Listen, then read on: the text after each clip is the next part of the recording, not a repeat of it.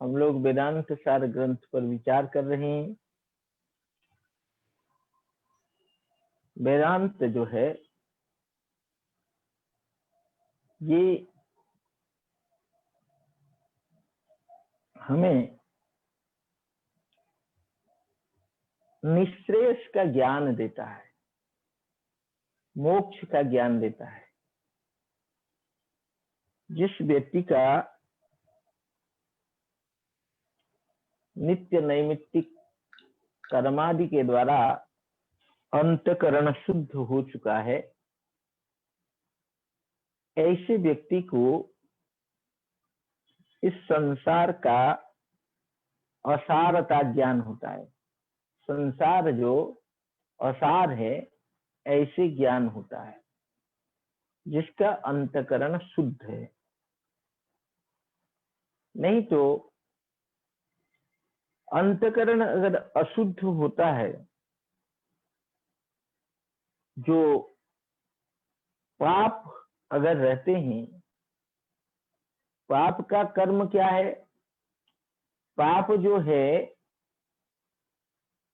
जो उल्टी बुद्धि कराता है। उल्टी बुद्धि का मतलब है विपर्यास, जिसको शास्त्र में कहते हैं।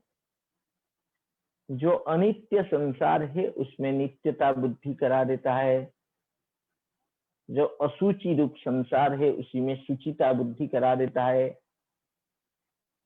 जो दुख मय संसार है, दुख रूप जो संसार है उसमें सुख रूपता का ज्ञान करा देता है। असार जो सांसारिक पदार्थ है उसमें सारता बुद्धि करा देता है।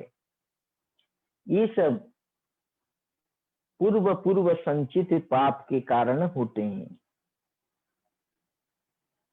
जब नित्यादि कर्म या सत्कर्म यूं कहें, आजकल तो याग यज्ञ आदि होते ही नहीं है। जो भी सत्कर्म होते हैं,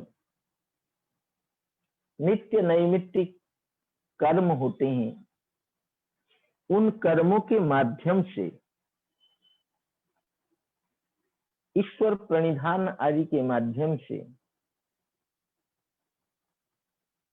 या जैसे योग शास्त्र में कहा गया है यम नियम आदि के माध्यम से, अगर हम लोग अंतकरण को शुद्ध करते हैं, विशुद्ध सत्व जो व्यक्ति होता है उसी को संसार की असारता की मति होती है। जब संसार की असारता की मति होती है तो वो क्या करता है? ना सोचता है ये दुख पूर्ण संसार है, ये दुख से कैसे छुटकारा हमें मिलेगा।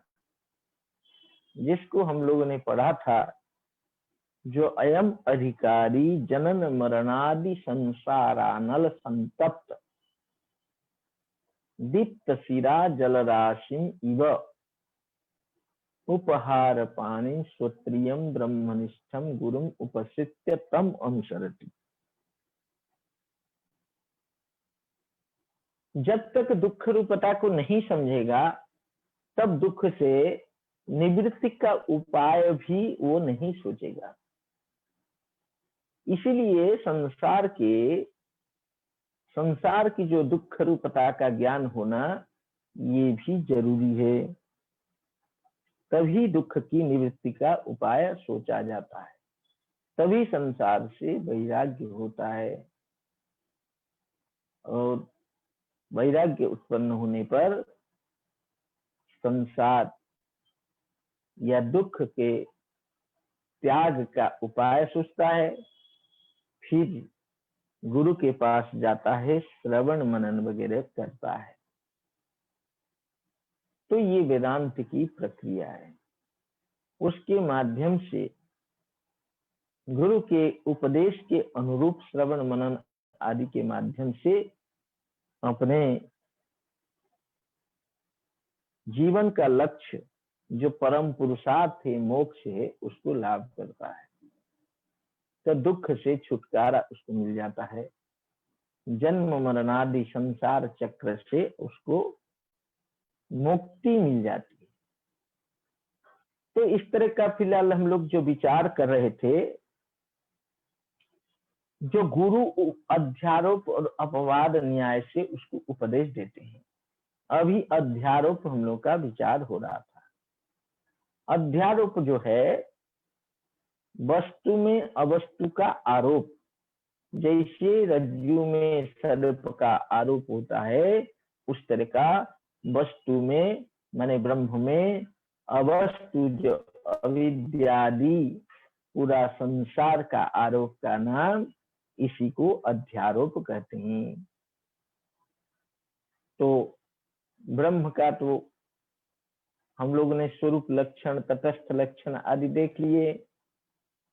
सच्चित आनंद ये स्वरूप लक्षण है, और जिससे उत्पत्ति स्थिति प्रलय होते हैं, ऐसे ही ब्रह्म है, इस तरह का तटस्थ लक्षण है। कोई पूछ रहे थे स्वरूप लक्षण और तटस्थ लक्षण में भेद क्या है, एक विद्यार्थी ने मुझे पूछा था। इसको थोड़ा स्पष्ट में कर देना चाहता हूं। स्वरूप लक्षण क्या था? स्वरूपमेव लक्षणम। वास्तविक क्या होता है? लक्षण कहा गया असाधारण धर्मो लक्षणम, किसी के वस्तु के जो असाधारण धर्म होते हैं। असाधारण धर्म कहने का तात्पर्य है अन्य से व्यावृत्त केवल उसी वस्तु मात्र में वो धर्म रहे। अव्याप्ति, अतिव्याप्ति, असंभव, शून्य जो असाधारण धर्म। अव्याप्ति का मतलब है जो हमारा लक्ष्य है, उस लक्ष्य के सभी लक्ष्य में लक्षण को जाना चाहिए, तभी अव्याप्ति दोष नहीं होता है। अगर किसी अंश में गया, किसी अंश में नहीं गया, तो अव्याप्ति दोष होता है। तो अव्याप्ति दोष नहीं होना चाहिए। अतिव्याप्ति माने लक्ष्य में तो गया, लेकिन लक्ष्य के अतिरिक्त में भी चला गया, तो उसको अतिव्याप्ति कहते हैं। और असंभव किसको कहते हैं? न लक्ष्य मात्र में ही नहीं गया, तो असंभव दोष कहते हैं। ये दोष त्रय शून्य जो असाधारण, असाधारण कहने से ही ये दोष त्रय शून्य आ जाते हैं। तो इस तरह के असाधारण जो धर्म है, तो उसी को लक्षण कहते हैं। ऐसे हम लोगों ने तर्क शास्त्र में पढ़ा। लेकिन यहां जो ब्रह्म का लक्षण करते हैं, श्रुति जो कहती है सत्यम ज्ञानम अनंतम ब्रह्म,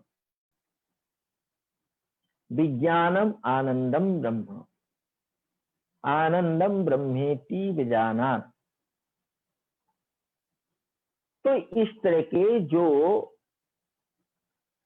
सत्य, ज्ञान, अनंत, विज्ञान, आनंद, ये सब वास्तविक ब्रह्म का कोई धर्म नहीं है, बल्कि ब्रह्म का स्वरूप ही है। तो इसीलिए इसको स्वरूप लक्षण कहते हैं। स्वरूपमेव लक्षणम, स्वरूप लक्षणम, जो स्वरूप होता हुआ उसको इतर से व्यावृत्त कर दे। लक्षण का प्रयोजन क्या होता है? इतर व्यावृत्ति व्यवहारो वा लक्षणस्य प्रयोजनम। लक्षण का प्रयोजन होता है इतर व्यावृत्ति या व्यवहार। तो इस तरह का ब्रह्म का स्वरूप ही सत्य होना, चित्त होना, आनंद होना, ये ब्रह्म का स्वरूप भी है और ये स्वरूप होता हुआ इतर से व्यावृत्त कराता है, तो इसीलिए इसको स्वरूप लक्षण कहते हैं। स्वरूपमेव लक्षणम स्वरूप लक्षणम। इस तरह का सच्चित आनंद जो है ब्रह्म का स्वरूप लक्षण है। हम लोग जैसे मंगलाचरण श्लोक में पढ़े थे, अखंडम सच्चिदानंदम अवांग मनसगोचरम।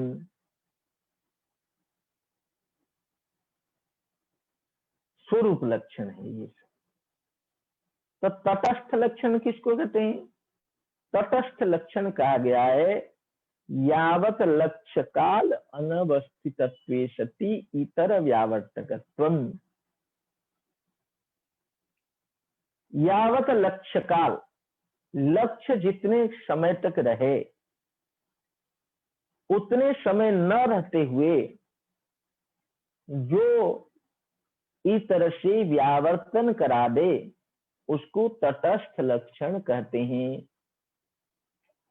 हमारा लक्ष्य क्या है? ना ब्रह्म लक्ष्य है। ब्रह्म कितना काल रहता है? ये तीनों काल में ब्रह्म है, नित्य है,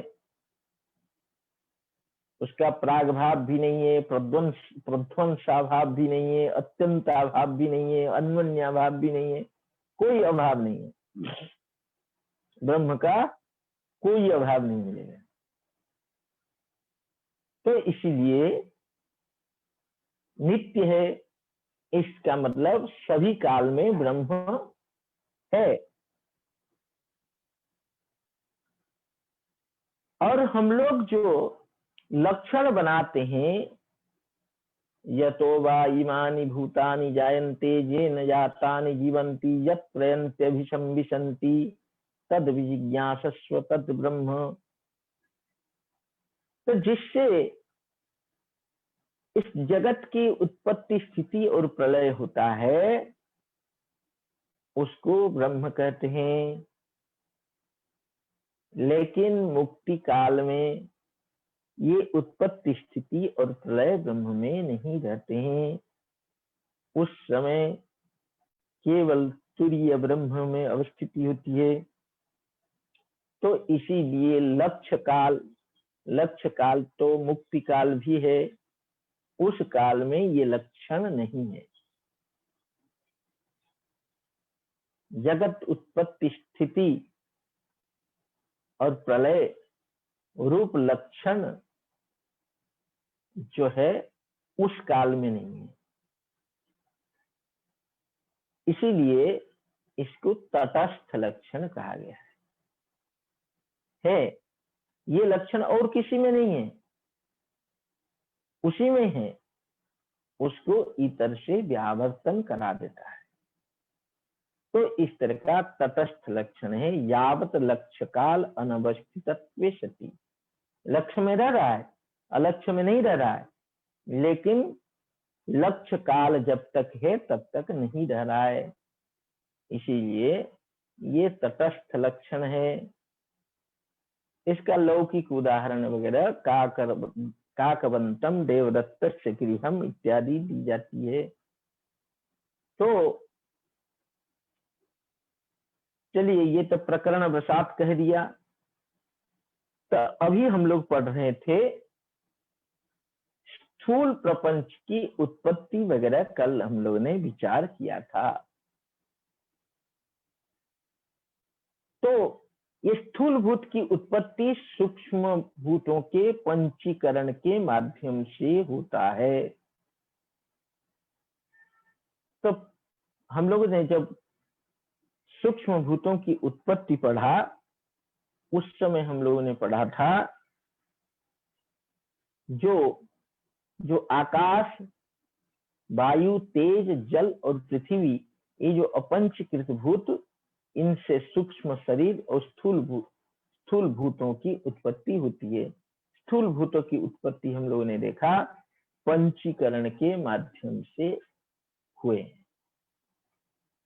तो पंचीकरण हम लोगों ने जैसे पढ़ा, प्रत्येक भूत का आधा भाग अपना है, बाकी आधे भाग में बाकी चारों भूत समान समान मात्रा में है। इसी को पंचीकरण कहते हैं। पंचीकरण क्यों कहते हैं? सब पंचात्मक है, पांचों पांच है, सब में पंचभूत है। लेकिन आकाश आदि का कथन क्यों होता है? करें आकाश आदि की मात्रा आधा होने के कारण उसको आकाश आदि व्यपदेश होता है। तो इस तरह का ये जो पंचीकृत पंचभूत है, इन्हीं पंचभूतों से हमारे ये चतुर्दश भुवन की सृष्टि हुई है। चतुर्दश भुवन का मतलब जो हम लोग जो भूलोक में रह रहे हैं, इसके ऊपर 6 लोक है। भू के बाद भुवः, स्वः, मह, जनः, तपः, सत्य। इस तरह के 7 लोक ऊपरी ऊपरी, ऊपर ऊपर 7 लोक, नीचे भी 7 लोक है। अतल, वितल, सुतल, रसातल, तलातल, महातल, पाताल, ऐसे 7 लोक नीचे नीचे भी है। इस तरह का चतुर्विध नहीं, इस तरह का चतुर्दश भुवनात्मक, चतुर्दश लोक जिसमें हो, ऐसे एक ब्रह्मांड की सृष्टि होती है। उस ब्रह्मांड के अंतर्गत चतुर्विध प्राणी, चतुर्विध प्राणी क्या है? जरायुज, अंडज, स्वेदज और उद्भिज, इस तरह के 4 प्रकार प्राणी उत्पन्न होते हैं। उसमें फिर क्या होता है? उसमें उनके अन्न पान आदि की भी उत्पत्ति होती है। ये जो प्राणी उत्पन्न होते हैं, मैंने कहा इसको ये नहीं समझा प्राणियों के शरीर उत्पन्न होते हैं। इनका सूक्ष्म शरीर तो पहले हम लोगों ने देखा था। तो सूक्ष्म शरीर के उत्पत्ति में हम लोगों ने देखा था सूक्ष्म शरीर की उत्पत्ति कैसी होती है। इनके स्थूल शरीर की उत्पत्ति होती है। जरायुज, अंडज, स्वेदज, उद्भिज, ये जो 4 प्रकार प्राणी है, इनके स्थूल शरीर की उत्पत्ति होती है। और इनके अन्नपानादि, अन्नपानादि माने ये क्या खाएंगे पिएंगे, ये सब चीज की भी उत्पत्ति हो जाती है। इस तरह का ये स्थूल इसकी उत्पत्ति बताई। और इसमें ये समष्टि स्थूल शरीर बताया। समष्टि स्थूल शरीर किसकी है? ना ईश्वर, जिसको स्थूल में विराट कहा जाता है। ईश्वर का स्थूल शरीराभिमानी जो ईश्वर है, उसको विराट कहते हैं, वैश्वानर भी कहते हैं। सभी नर में इसको अभिमान होता है, इसलिए विराट कहते हैं। विविध रूप से राजमान रहता है, प्रकाशित होता है, इसलिए इसको विराट भी कहते हैं। तो ईश्वर के जो स्थूल शरीर माने स्थूल शरीराभिमानी माने समस्त ब्रह्मांड को अपना शरीर समझने वाले जो ईश्वर है, उनको हम लोग वैश्वानर या विराट कहते हैं। और व्यष्टि स्थूल शरीराभिमानी को विश्व कहते हैं। तो इस तरह का ये जो स्थूल समष्टि शरीर और स्थूल व्यष्टि शरीर में भी अभेद हम लोगों ने देखा। उसके उपहित चैतन्य को भी हमने अभिन्न देखा। और इनसे जब चैतन्य अभिन्न रूप से स्थूल समष्टि व्यष्टि से चैतन्य को जब अभिन्न रूप से हम ज्ञान करते हैं, उस समय वह सर्वं खलु इदं ब्रह्म का वाच्य होता है। और विचार पूर्वक जब शुद्ध चैतन्य का हम बोध करते हैं, तो उस समय तत्त्वमसि का महावाक्य का लक्ष्य होता है। इस तरह का हम लोगों ने देखा था। तो उसी को इन्होंने लिखा, एवं वस्तुनि अवस्त्वारोप अध्यारोप सामान्येन प्रदर्शितः। इस प्रकार वस्तु में अवस्तु का आरोप, मैं स्क्रीन शेयर कर रहा हूं।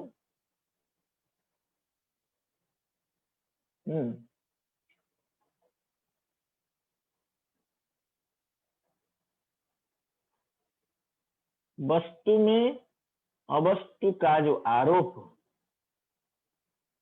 अध्यारोप हम लोगों ने सामान्य रूप से देखा।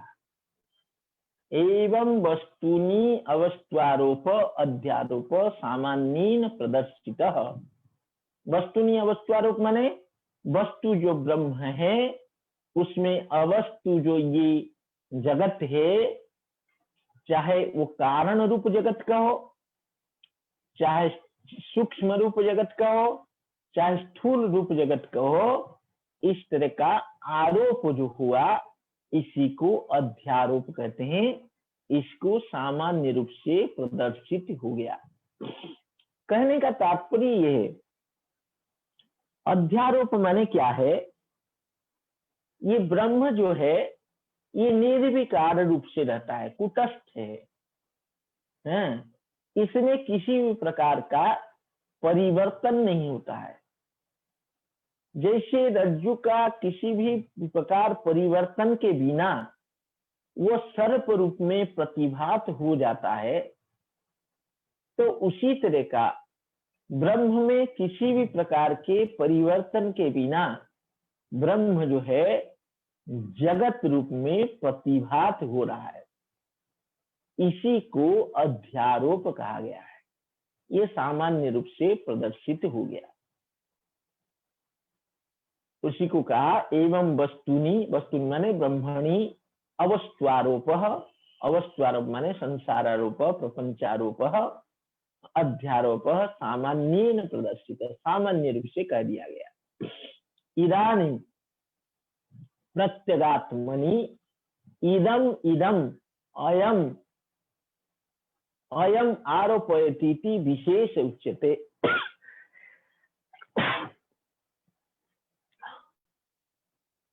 करें इदानीं, अब आगे की वाक्य के माध्यम से प्रत्यगात्मा, प्रत्यगात्मा किसको कहते हैं? प्रतिपम अंचतीति प्रत्यक सच सचासो आत्मा प्रत्यगात्मा। जो शरीर, इंद्रिय, मन, बुद्धि से विपरीत रूप से, प्रतिपम माने विपरीतम अंचति, जो शरीर, इंद्रिय, मन, बुद्धि ये कैसे हैं ना, ये जड़ रूप है, और आत्मा कैसे है ना, चेतन रूप है। इससे भिन्न रूप से जो है उसको हम प्रत्यगात्मा कहते हैं। अथवा इसकी एक और व्युत्पत्ति है, पति शरीरम अंचति इति प्रत्यग सचासौ आत्मा प्रत्यगात्मा। माने प्रति शरीर में रहते हुए जो उसका अधिष्ठान रूप हो, उसका साक्षी रूप हो, उसको प्रत्यगात्मा कहते हैं। प्रत्यगात्मा का मतलब इतना सामान्य रूप से हम लोग समझ सकते हैं, जिसमें हमारा यह अंतकरण या ये सूक्ष्म शरीर या ये संपूर्ण शरीर, इंद्रिय, मन, बुद्धि आदि कल्पित है, उस चैतन्य को प्रत्यगात्मा कहते हैं। प्रत्यगात्मा जो है अहम बुद्धि का कुछ हद तक मान के चलिए विषय होता है। अहम अहम करके प्रत्यगात्मा का ज्ञान होता है, इसे सामान्य रूप से जान के चलिए। इस पर विशेष विचार है जिसको अभी हम करना उपयोगी नहीं समझ रहे हैं, लेकिन इतना समझा जाए, जो अहम अहम करके जिसका हमें बोध होता है वो यद्यपि शुद्ध नहीं है, फिर भी प्रत्यगात्मा ही है। तो उस प्रत्यगात्मा में इदम इदम अयम आरोपयति, ये चीज को यह आरोपित करता है, इस तरह का विशेष कहा जा रहा है। कौन कौन आरोपित करते हैं और कैसे आरोपित करते हैं उसको बता रहे हैं। सबसे पहले आया अति प्राकृत। अति प्राकृत किसको कहते हैं? तथा च अति प्राकृतस्तु आत्मा वै जायते पुत्रः। अति प्राकृत माने पशुवत प्रकृति में विचरण करने वाले को प्राकृत व्यक्ति कहते हैं। केवल प्रकृति के हिसाब से चल रहा है, उसको अपना कोई उतना बुद्धि विवेक नहीं है। तो अति प्राकृतस्तु, अति प्राकृति जो एक चारवाक का एक ये चारवाक पर भी थोड़ा सा मैं बता दूं। चारुवाक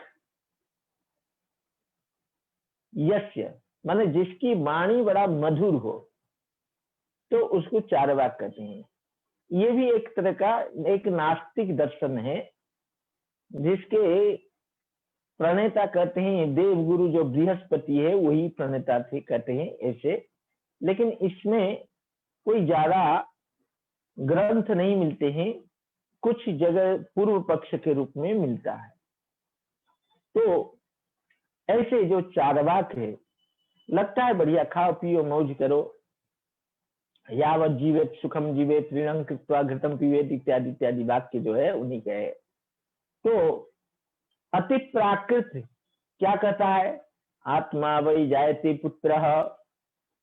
एक श्रुति आती है आत्मा वै जायते पुत्रः, अपनी आत्मा ही पुत्र रूप में उत्पन्न होता है इत्यादि श्रुते।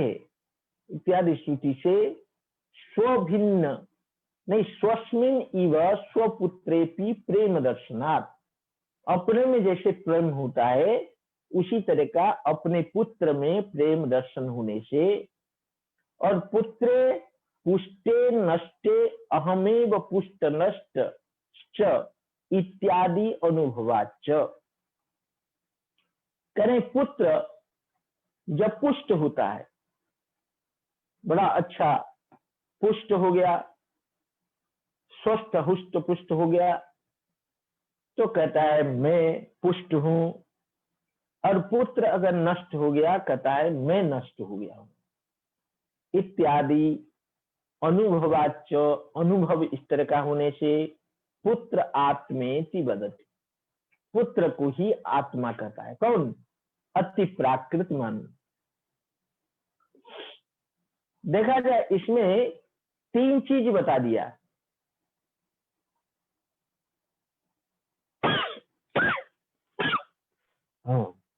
तीन चीज कह दिया, श्रुति का भी उदाहरण दे दिया, अनुभव का भी उदाहरण दे दिया है, और तर्क भी दे दिया। श्रुति दिया, तर्क दिया। श्रुति क्या दिया? आत्मा वै जायते पुत्रः, ये श्रुति है। तर्क क्या है? ना स्वस्मिन इव स्वपुत्रेपि प्रेम दर्शनात्, ये तर्क है। और अनुभव क्या दिया? पुत्रे पुष्टे नष्टे अहमेव पुष्ट नष्ट इत्यादि अनुभवाच। पुत्र आत्मेति वदति, तीन तरह की चीज से वो सिद्ध किया पुत्र ही आत्मा है।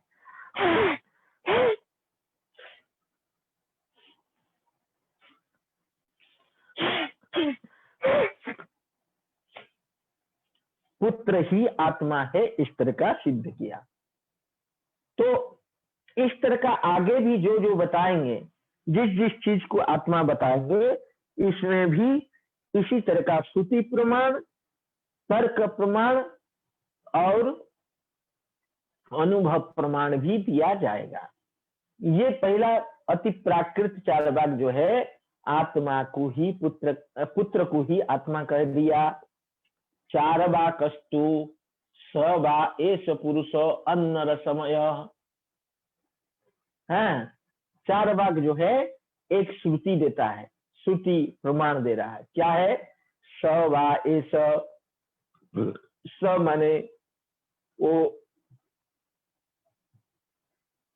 वो जो परमात्मा, या एष माने ये आत्मा रूप जो पुरुष है, अन्न रसमय, अन्नमय कहीं कहीं देता है, कहीं दिया है पुस्तक में, कहीं कहीं अन्न रसमय दिया है, तो अन्नमय ही लीजिए।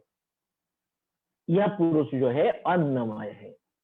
इत्यादि श्रुते है, ये श्रुति प्रमाण हो गया।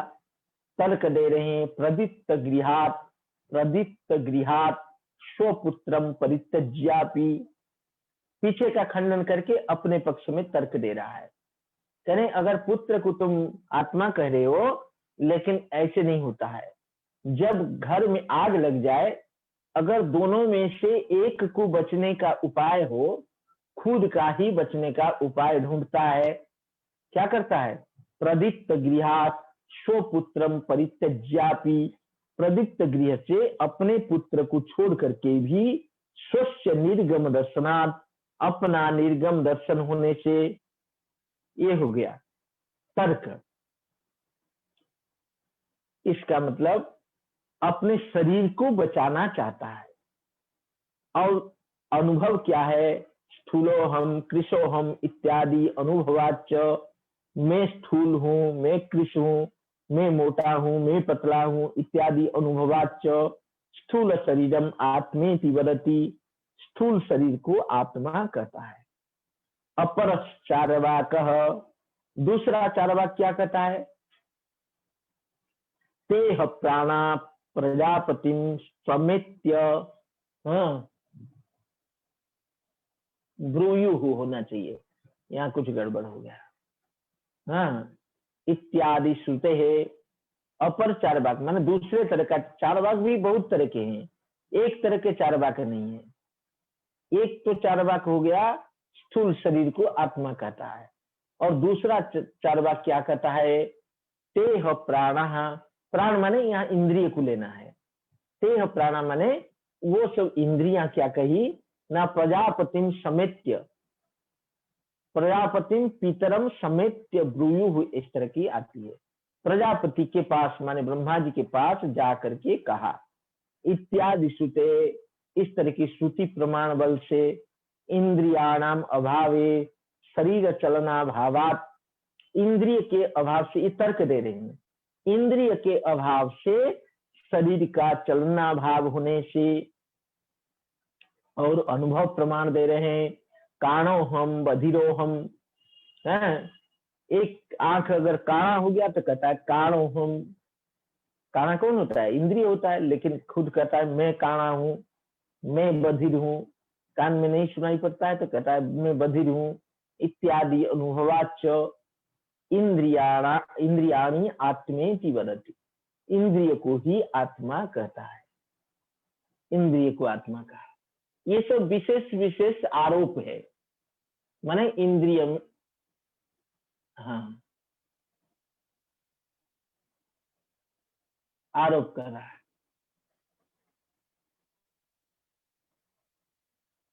अपरश्चारवाको अन्य अंतर आत्मा प्राणमय इत्यादि श्रुते प्राणाभावे इंद्रिय चलना योगात, कहते हैं दूसरा चारवाक है, वो क्या कहता है? अन्य अंतर आत्मा प्राणमय, अन्य माने इससे भिन्न, अंतर माने और आभ्यंतर। कहते हैं एक एक स्तर माने अंदर की तरह स्तर है, उसी स्तर की बात करें। अन्य अंतर आत्मा प्राणमय, इससे आभ्यंतर आत्मा जो है प्राणमय है। इत्यादि श्रुते, यहाँ प्राण से उसी ये जो पंच प्राण वाला जो प्राण लेना, प्राण अपान व्यान समान उदान, इसको लेना है। तो इन इत्यादि श्रुते प्राणाभावे, प्राण के अभाव होने पर इंद्रिय चलना योगात, इंद्रिय का चलना भी मुश्किल हो जाता है। इसीलिए अहम असनायावान, अहम पिपासावान। देखिए, जो असना और पिपासा ये प्राण का ही धर्म है। तो अनुभव होता है मैं असनावान, असनायावान है। असनायावान माने मैं भूखा हूँ। अहम पिपासावान, मैं जो है प्यासा हूँ। इस तरह का अनुभव होने से प्राण आत्मेति वदति, प्राण को ही आत्मा कहता है। अन्यस्तु चार्वाकः, अन्य चार्वाक क्या कहता है? अन्य अंतर आत्मा मनोमय, इससे आभ्यंतर आत्मा जो है मनोमय इत्यादि श्रुते है। ये श्रुति प्रमाण के बल से मनसी सुप्ते प्राणादेर अभावात, मन जब सुप्त हो जाता है प्राणादि का भी अभाव होने से अहम संकल्पवान, अहम विकल्पवान इत्यादि अनुभवाच, अनुभव भी दे रहे। अहम संकल्पवान, संकल्प विकल्प कौन करता है? मन करता है। तो कहता है मैं संकल्पवान हूँ, मैं विकल्पवान हूँ। इसलिए मन आत्मा इति वदति, मन को ही आत्मा कहता है।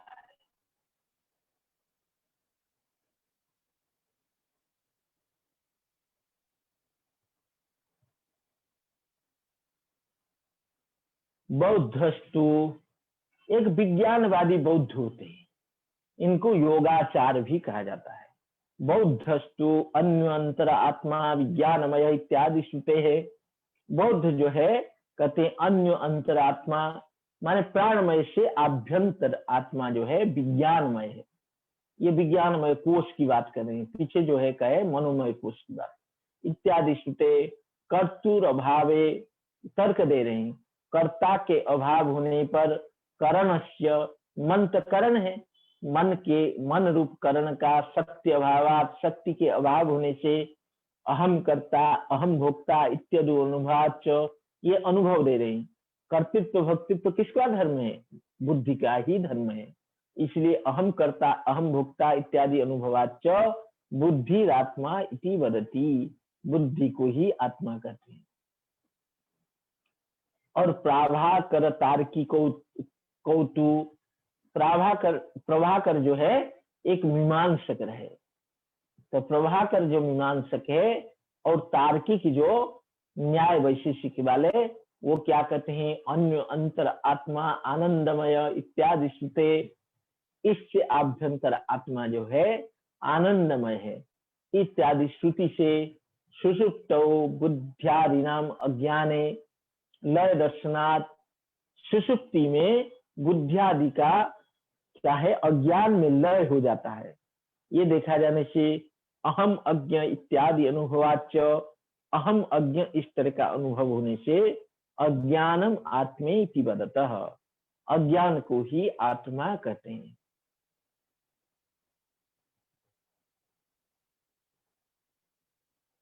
भट्टस्तु, एक भट्ट मीमांसक है, वो कहते हैं प्रज्ञान घन एव आनंदमय आत्मा इत्यादि श्रुते सुषुप्तौ प्रकाशा प्रकाश सद्भावात। करें भट्ट क्या कहते हैं? हाँ, अज्ञान उपहित जो चैतन्य है उसी को आत्मा कहते हैं। तो इसमें क्या प्रमाण दे रहे हैं?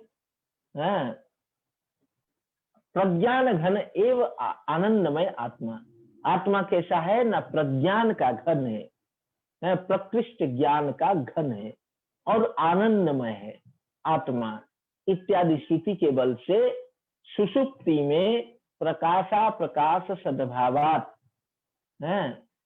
अज्ञान का अभाव माने सुषुप्ति काल में सबके लीन होने पर अज्ञान उपत चैतन्य का प्रकाश रहता है। तो सुषुप्तौ प्रकाशा अप्रकाश सद्भावात, तो सुषुप्ति में क्या होता है? जो सब चीज जब लीन हो जाता है तब क्या होता है ना अज्ञान उपहित चैतन्य का सद्भाव रहता है। इसीलिए तो और माम हम जानामि इत्यादि अनुभवाच है, मैं अपने को जानता हूं, इस तरह का अनुभव से अज्ञान उपहित चैतन्य को ही आत्मा कहते हैं। और दूसरा बौद्ध क्या कहता है? अपरो बौद्ध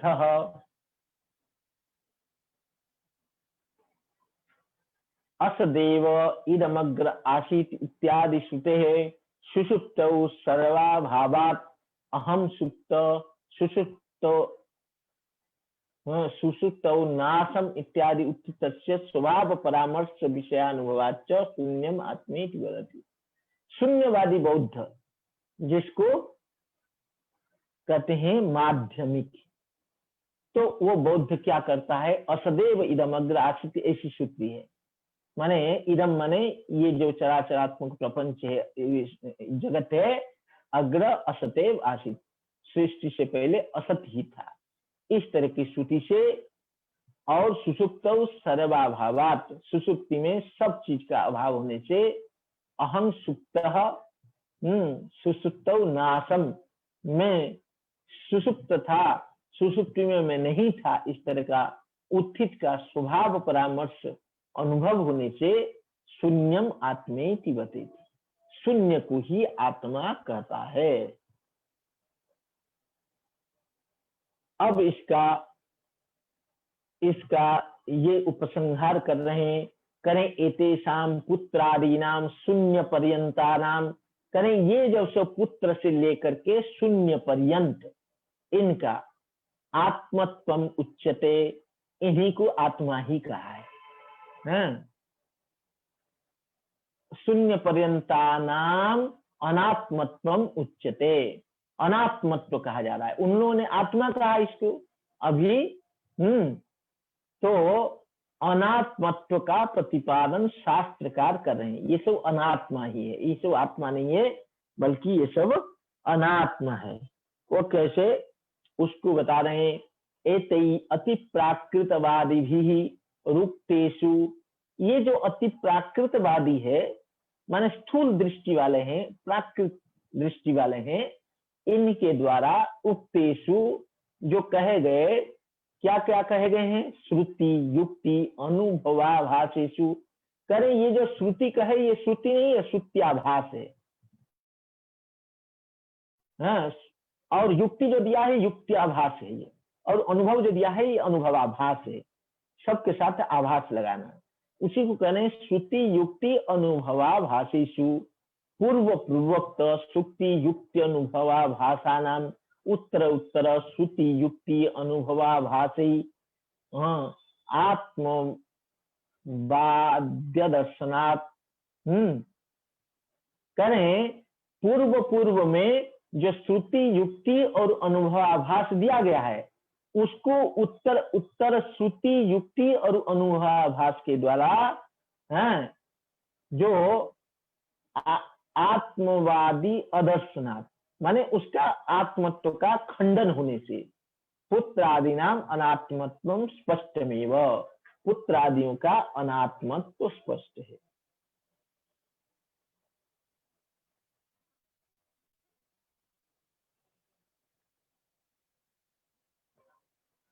किंच, और भी स्पष्ट कर रहे हैं, किंच प्रत्यग अस्थूल अचक्षु अप्राणो अमना कर्ता चैतन्यम चिन्मात्रम सत इत्यादि प्रबल श्रुति विरोधात। करें और क्या है, एक तो इनका परस्पर में खंडन मंडन के माध्यम से इससे ये हो गया, इनके जो श्रुति युक्ति और अनुभवाभास सबका खंडन होकर अनात्मत्व का प्रतिपादन हो गया। अब ये हम जो वेदांत के तरफ से दे रहे हैं, ये वास्तविक श्रुति है, ये श्रुति आभास नहीं है। क्या है? प्रत्यक अस्थूल, ये प्रत्यक तत्व है, और अस्थूल है, ये स्थूल नहीं है। एक एक चीज का खंडन हो गया, वो स्थूल आदि को आत्मा का प्रत्यक कहने से पुत्रादि का खंडन हो गया, अस्थूल कहने से शरीर का खंडन हो गया, अचक्षु कहने से इंद्रिय का, अप्राण कहने से प्राण का खंडन हो गया, अमना कहने से मन का खंडन हो गया, अकर्ता कहने से बुद्धि का खंडन हो गया, चैतन्य चिन्ह मात्रम सत्य कह देने से बाकी सबका खंडन हो गया। इस तरह का प्रत्यक स्थूल अचक्षु अप्राण अमना अचकर्ता चैतन्यम चिन्ह मात्रम सत्य इत्यादि प्रबल श्रुति विरोधात, इस तरह के प्रबल श्रुति के विरोध होने से अस्य पुत्रादि शून्य पर्यंतस्य, ये पुत्र से लेकर के शून्य पर्यंत ये सब जड़ होने के कारण, जड़स्य चैतन्य भाष्यत्वेन, ये तर्क है, ये सब जड़ है, ये सब क्या है, चैतन्य भाष्य, चैतन्य के द्वारा भाष्य है, ये भाषित हो रहे हैं, प्रकाशित, इनका प्रकाश स्वतः नहीं होता है, ये चैतन्य के द्वारा प्रकाशित हो रहे हैं। घटादिवद अनित्यत्वाद, ये सब घटादि की तरह अनित्य होने के कारण और अनुभव भी दे रहे हैं, ये तो तर्क हो गया, अनुभव भी दे रहे हैं। अहम ब्रह्मेति विद्वत अनुभव प्राबल्याच, अहम ब्रह्म इस तरह का विद्वान का अनुभव प्रबल होने से तत्तच्छ्रुति युक्ति अनुभवाभासानाम बाधितत्वाद अपि, वो जो दिया गया एक एक श्रुति युक्ति अनुभव का अनुभवाभास का बाधित होने के कारण पुत्रादि शून्य पर्यंतम अखिलम अनात्मैव, पुत्रादि शून्य पर्यंत अखिल अनात्मा ही है।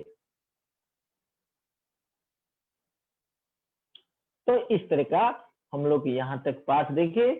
अब इसके पाठ को विराम देंगे, उससे पहले आप लोगों को जो कुछ